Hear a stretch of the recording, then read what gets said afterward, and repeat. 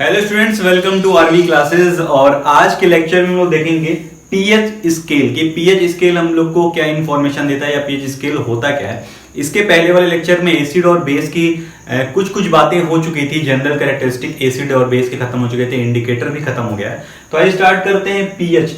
अब pH scale में pH का मतलब क्या होता है, तो पीएच स्केल में पी स्टैंड फॉर होता है पोटेंज। क्या होता है? पोटेंज। और पोटेंज का मतलब होता है पावर।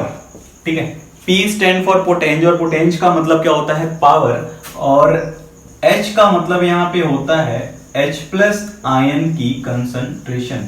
ठीक है,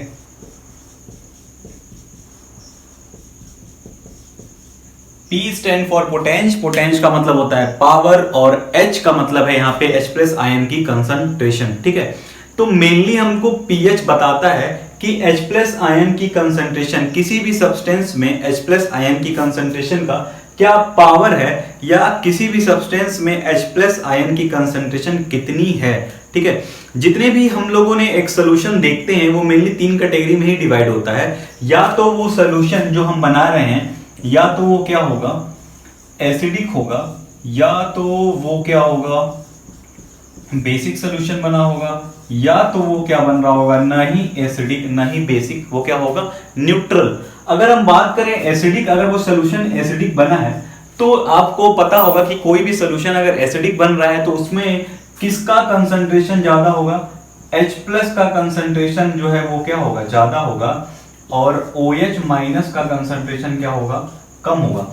इसी तरीके से अगर कोई सोल्यूशन बेसिक बन रहा है तो इसका मतलब है कि उसमें OH माइनस का कंसंट्रेशन क्या होगा? ज्यादा होगा। और H प्लस का कंसंट्रेशन क्या होगा? लोअर होगा। अगर कोई सोल्यूशन न्यूट्रल बना है, मतलब ना ही वो एसिडिक है ना ही वो बेसिक है, इसका मतलब है कि उसमें H प्लस आयन की कंसंट्रेशन इक्वल टू क्या होगा? OH माइनस आयन की कंसंट्रेशन। ठीक है, ये चीज आपको पहले से बताया गया। कोई भी सोल्यूशन एसिडिक है मतलब उसमें एसिडिक का मतलब ही है, एसिड का मतलब ही होता है कि क्या? H प्लस आयन या H3O प्लस आयन दोनों बोल सकते हैं। तो H प्लस आयन का कंसंट्रेशन अगर किसी सोल्यूशन में ज्यादा है और OH माइनस कम है तो वो सोल्यूशन क्या बन रहा होगा? एसिडिक बन रहा होगा। किसी में OH ज्यादा है, H प्लस कम है तो वो सोल्यूशन क्या होगा? बेसिक होगा। और H प्लस और OH अगर दोनों बराबर हैं तो वो क्या बन रहा होगा? न्यूट्रल बन रहा होगा। जैसे हम लोग जो वाटर पीते हैं, जो पानी पीते हैं, वो क्या है? H2O। और H2O जब टूटता है तो बनता है H प्लस और OH माइनस में।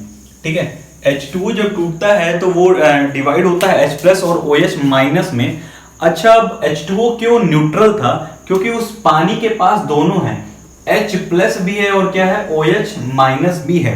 अब दोनों का जो कंसंट्रेशन है, दोनों आयन का जो कंसंट्रेशन है, देखिए वो भी बराबर है। यहाँ पे H प्लस भी 1 है और OH माइनस भी क्या है? 1 है। मतलब H plus equal to OH minus, तो वो क्या बनेगा? न्यूट्रल बनेगा। लेकिन अगर इसी में H प्लस की आयन की कंसंट्रेशन हम क्या कर दें? 10 कर दें, तो ये जो H2O है वो क्या हो जाएगा? एसिडिक हो जाएगा। और बेसिक क्या हो जाएगा? कम, क्योंकि OH माइनस कम है। अगर बेस हम कर दें यहाँ पे 100, OH माइनस कर दें यहाँ पे 100 और H प्लस कर दें यहाँ पे 10, तो अब ये सोल्यूशन कैसा हो जाएगा? बेसिक हो जाएगा। तो इतनी चीजें आपको क्लियर है। तो जो इसके पहले हम लोग इंडिकेटर्स पढ़े थे, वो इंडिकेटर बस हम लोग को यही बताते थे कि कोई भी सब्सटेंस एसिड है या बेस है। जैसे जैसा कलर चेंज होता था वैसे वैसे हम जान जाते थे कि ये कलर चेंज हुआ है तो एसिड हो गया, ये कलर चेंज हुआ है तो बेस हो गया। बट उसके बाद हम लोगों ने कुछ चीजें पढ़ी कि कुछ होता है स्ट्रॉन्ग एसिड और स्ट्रॉन्ग बेस। अब हमको ये कैसे पता चलेगा कि कौन सा चीज स्ट्रॉन्ग एसिड वाला है, कौन सा चीज स्ट्रॉन्ग बेस वाला है, कौन सा चीज वीक एसिड वाला है और कौन सा चीज वीक बेस वाला है? तो वो आपको बताएगा पीएच स्केल। एसिड कौन है, बेस कौन है, ये तो बताएगा ही बताएगा। उसके साथ साथ ये भी आपको पता चलेगा कि कौन सी चीज स्ट्रॉन्ग एसिड है या वीक एसिड है, कौन सी चीज स्ट्रॉन्ग बेस है या वीक बेस है। तो इतनी चीजें आपको क्लियर हैं। ये जनरल बातें थी। पीएच स्केल बहुत ही टफ टॉपिक नहीं है। पीएच आप लोग को 11th और 12th में भी पढ़ना है।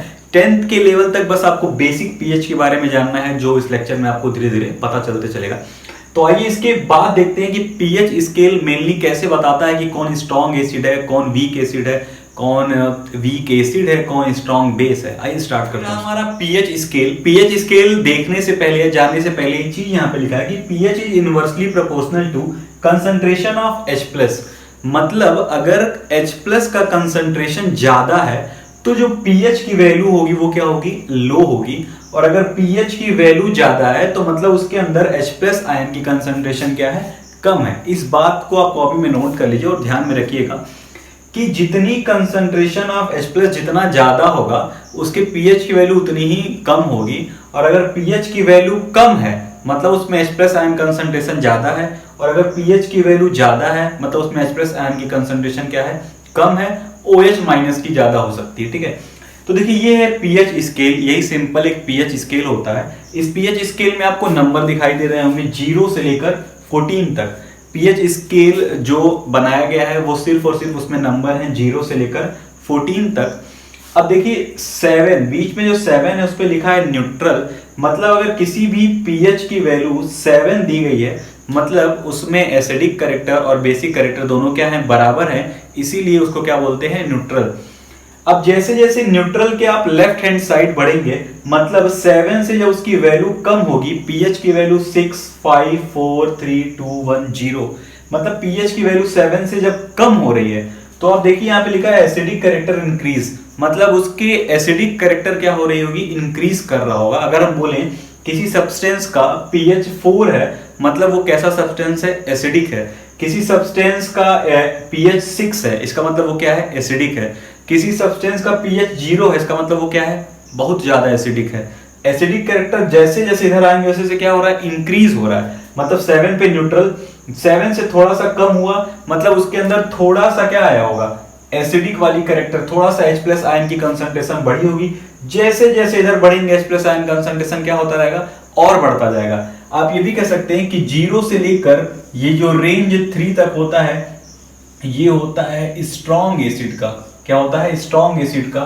4 से 5 या 3 से लेकर इस 5 के बीच में आप कह सकते हैं ये होते हैं मॉडरेट एसिड, और 5 से लेकर 7 से थोड़ा सा पहले तक आप क्या कह सकते हैं, इनको वीक एसिड बोल सकते हैं, ठीक है। अगर 0 से लेकर किसी की वैल्यू पीएच की 3 तक है तो मतलब वो बहुत ही स्ट्रॉन्ग एसिड है। 3 से थोड़ा सा 4, 5 तक, 5.5 तक जा रहा है तो आप मॉडरेट बीच वाले एसिड हैं। और जैसे ही 5.5 से बढ़ रहा है 7 के बीच में, 5.5 से 7 के बीच में है तो उनको क्या बोल सकते हैं आप, वो एक तरह के वीक एसिड्स हैं। अब जैसे जैसे 7 न्यूट्रल के आप राइट हैंड साइड बढ़ेंगे वैसे वैसे बेसिक कैरेक्टर इंक्रीज हो रहा है। मतलब अगर इस पीएच की वैल्यू हम कहें कि किसी सब्सटेंस में पीएच की वैल्यू दी गई है 11, मतलब अब पूछ दे कि वो एसिडिक है कि बेसिक, तो आप याद रखेंगे कि 7 से अगर पहले है तो वो एसिडिक है, 7 के बाद है तो वो सारे क्या होंगे, बेसिक है, मतलब वो बेस है। तो किसी भी पीएच की वैल्यू कह दे कि 9 है तो वो क्या है, बेस है। पीएच की वैल्यू 13 है तो वो क्या है, बेस है। पीएच की वैल्यू 14 है तो भी क्या है, बेस है, ठीक है। अब बेसिक कैरेक्टर यहां से जैसे से आगे बढ़ रहे हैं तो इंक्रीज हो रहा है। मतलब अगर 7 से थोड़ा सा आगे बढ़े, 8 और 7 के बीच में रहे तो उसमें थोड़ा सा बेसिक कैरेक्टर रहेगा, बहुत तो कह सकते हैं कि वीक बेस रहेगा। जैसे ही 7 के थोड़ा सा आगे बढ़े 7.1, 7.2 तो आप कह सकते हैं 9 तक ये कैसे हैं, वीक बेस हैं। क्या है, वीक बेस हैं। 9 से जैसे आगे बढ़ेंगे वो मॉडरेट बेसिक आएंगे, थोड़े बहुत उसमें बेसिसिटी और बढ़ेगी, थोड़ी बहुत उसमें बेसिक कैरेक्टर और बढ़ेगा। और जैसे ही आप 12, 13 और 14 के पे आएंगे तो ये कैसे हैं, एकदम स्ट्रॉन्ग बेस हैं। ये क्या है, स्ट्रॉन्ग बेस हैं। और ये जो बीच के अब बच गए वो क्या है, मॉडरेट बेस है। मतलब ना ही वो वीक बेस है ना ही वो स्ट्रॉन्ग बेस है, वो क्या है, बीच के बेस हैं, ठीक है। तो ये था पीएच स्केल। पीएच स्केल एक बहुत ही बड़ा टॉपिक है जो आप 11th में पढ़ेंगे। बहुत सी इसमें चीजें हैं कि क्यों पीएच स्केल में 0 से 14 तक की वैल्यू आती है, बताने को यहाँ बता दिया जाएगा, बट वो आपके काम की चीज नहीं, वो आप 11th में और अच्छे से पढ़ेंगे तो ज्यादा अच्छी है, ठीक है। उसको बोलते हैं ionic product. Ionic product H plus ion का प्लस OH माइनस का कंसंट्रेशन का जब भी मल्टीप्लाई करेंगे तो हमेशा 10 पावर माइनस 14, मतलब 14 ही वैल्यू उसकी हमेशा आती है। वो सब आगे आपको प्रूफ होगा, सब 11th में आप देखेंगे।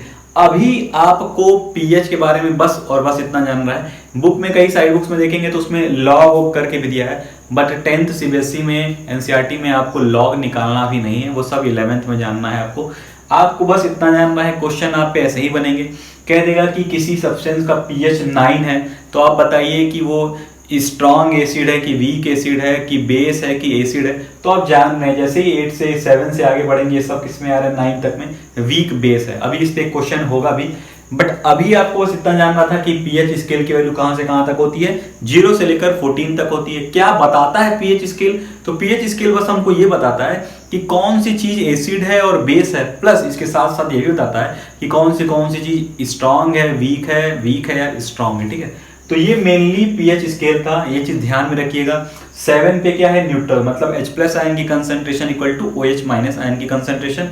जैसे जैसे 7 से लेफ्ट हैंड साइड जाएंगे H+ आयन की कंसंट्रेशन क्या हो रही होगी, बढ़ रही होगी, और जैसे जैसे 7 से राइट हैंड साइड जाएंगे OH- की कंसंट्रेशन क्या हो रही होगी, बढ़ रही होगी। मतलब अगर पूछे कि किसी वैल्यू के पीएच की वैल्यू 14 है तो वो क्या है, आप क्या कह सकते हैं, वो स्ट्रॉन्ग बेस है। कोई पीएच की वैल्यू 0 है तो स्ट्रॉन्ग एसिड है। किसी पीएच की वैल्यू 4 है तो देखिए 4 पे क्या है, ये मॉडरेट है, ना ही ज्यादा स्ट्रॉन्ग है ना ही ज्यादा वीक है। कोई कहे 6 पे तो क्या बोल सकते हैं, वीक है। 7 पे क्या है तो न्यूट्रल है। तो ये पीएच स्केल था। पीएच स्केल क्या होता है इसका स्क्रीनशॉट एक बार आप ले भी लीजिए। और पीएच स्केल की डेफिनेशन क्या है या पीएच स्केल के बारे में आप क्या लिख सकते हैं उसको भी अभी देखते हैं। तो पीएच स्केल की एक सिंपल सी आप डेफिनेशन लिख सकते हैं कि ये हमको बताता है a scale for measuring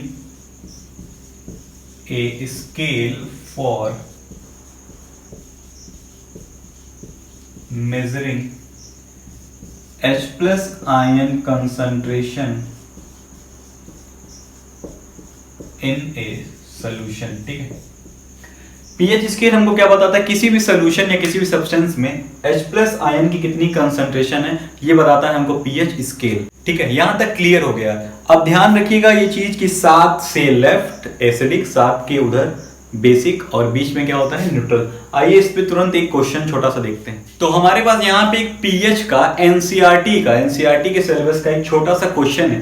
कह रहा है कि 5 solution ABCDE have pH values 4, 1, 11, 7 and 9 respectively. ठीक है, 5 सोल्यूशन दिया गया जिनका नाम है ABCDE और उनके पीएच वैल्यू को दिया है। एक है यहाँ पे हम टिक कर देना, पहले 4 की बात कर रहा है, 1 की बात कर रहा है, 11 की बात कर रहा है, 7 की बात कर रहा है और 9 की बात कर रहा है। ठीक है, इन वैल्यूज की बात कर रहा है। अब आपसे पूछ रहा है कि विच सोल्यूशन इज, पहला क्वेश्चन है कि न्यूट्रल, मतलब इस 1, 4, 7, 9, 11 में से जो पीएच वैल्यू ABCDE का दिया गया है उनमें से ABCDE में कौन न्यूट्रल होगा। तो न्यूट्रल के लिए हम जानते हैं कि जिसकी भी वैल्यू 7 होती है उसको क्या बोलते हैं, न्यूट्रल बोलते हैं। तो 7 जो दिया हुआ है वो ABCD, डी की बात कर रहा है, मतलब न्यूट्रल जो वैल्यू है वो किसकी आएगी, 7, मतलब ये किसकी बात कर रहा है, डी की बात कर रहा है। ठीक है, ये क्लियर। ऐसे ही क्वेश्चन आएगा आपके सीबीएसई एनसीईआरटी में। आपको लॉग की वैल्यू सॉल्व करनी नहीं है, वो 11th और 12th में आता है। ठीक है, ये बात ध्यान में रखिएगा। दूसरा कह रहा है स्ट्रांगली एल्कलाइन। एल्कलाइन का मतलब होता है बेस। ठीक है, एल्कलाइन का मतलब क्या होता है, ये बेस की ही बात यहाँ पे कर रहा है। ठीक है, स्ट्रांगली बेस मतलब इनमें से 1, 4, 7, 9 और 11 में से सबसे ज्यादा बेसिक कैरेक्टर किसके पास होगा। तो हम जानते हैं कि 7 से आगे बढ़ेंगे तो बेसिक कैरेक्टर धीरे धीरे बढ़ता है।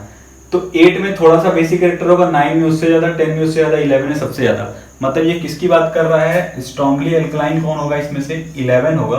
और 11 ABC की बात कर रहा है। ये 11 किस नंबर पे था, C नंबर पे सर।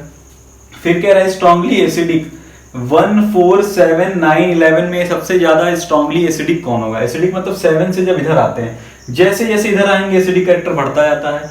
4 में भी होगा, बट उससे ज्यादा किसमें होगा, जिसका नंबर क्या होगा, पीएच की वैल्यू क्या होगी, 1।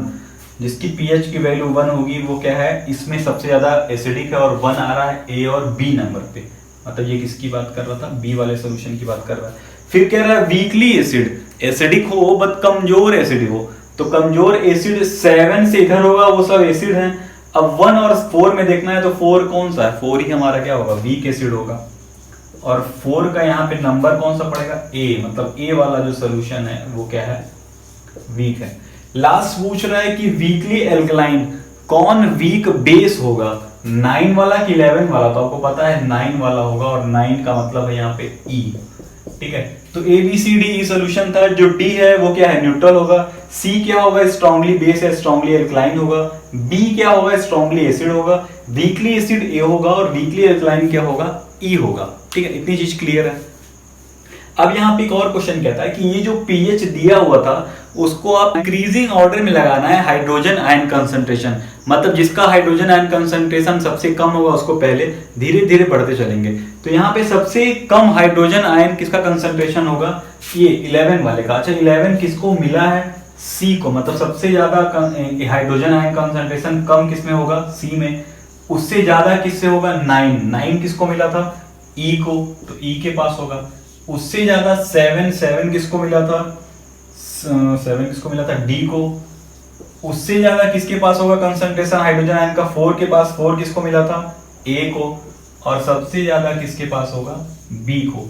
तो ये एक आपका एनसीईआरटी का ही क्वेश्चन था जिसमें ये चीजें पूछी गई थी कि लास्ट में ये भी पूछा था कि इसको increasing order of hydrogen ion concentration लगाइए। तो सबसे ज्यादा हाइड्रोजन आयन कंसंट्रेशन अगर हम पूरे पीएच स्केल की बात करें सबसे ज्यादा होगा वो 0 में होगा, जैसे जैसे इधर आएंगे वो क्या होता है, कम होते जाता है। तो इनमें से, इन नंबर्स में से पूछा था किसमें सबसे कम होगा, फिर धीरे धीरे बढ़ते, सबसे कम इसमें होगा, फिर ऐसे ऐसे करते करते चले गए। मतलब यहाँ पे अगर हम 14 की बात करें तो 14 में हाइड्रोजन आयन की कंसंट्रेशन सबसे कम, मतलब समझिए हाइड्रोजन आयन होगा सिर्फ और सिर्फ कौन होगा, OH माइनस। जैसे जैसे यहाँ राइट से लेफ्ट की तरफ बढ़ेंगे हाइड्रोजन आयन की कंसंट्रेशन क्या होगी, बढ़ेगी। तो यहाँ पे पीएच की कहानी खत्म होती थी। यही नॉर्मल क्वेश्चन आपको पूछेंगे। मैं बार बार बोल रहा हूँ लॉग के फेरे में मत पड़िएगा। लॉग का अगर आपको समझना है लॉग कैसे निकालते हैं, अगर आपको सीखना ही है तो इस डिस्क्रिप्शन में मैं डाल दूंगा लॉग का भी एक लेक्चर बना है, वहां पे आप देख लीजिएगा लॉग कैसे निकालते हैं। बट सीबीएसई एनसीईआरटी में लॉग अभी नहीं पूछा जाता 10th लेवल पे, 11th और 12th में पूछा जाता है। तो आपको बस पीएच में सिर्फ और सिर्फ इतना ही जानना था कि पीएच की वैल्यू 4 दी है तो क्या होगा, पीएच की वैल्यू 5 दी है तो क्या होगा, पीएच की वैल्यू 6 दी है तो क्या होगा। ठीक है, तो ये लेक्चर यहीं पे खत्म होता है। इसके नेक्स्ट लेक्चर में हम पढ़ेंगे यूनिवर्सल इंडिकेटर और pH use in everyday life, मतलब एवरीडे लाइफ में पीएच की क्या इंपॉर्टेंस है इसको भी पढ़ेंगे। तो तब तक के लिए इसको नोट कर लीजिएगा, अच्छे से पढ़ते रहिए, खाते रहिए, पीते रहिए, मस्ती करते रहिए, एंड तब तक के लिए ऑल द बेस्ट।